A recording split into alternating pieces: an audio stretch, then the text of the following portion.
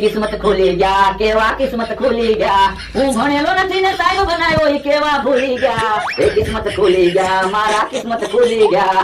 કેમ એમ બોલો? તો હું જ ભણેલો નથી અને જમરૂ કાકા એને મને ટ્યુશન નો ટીચર બનાવ્યો.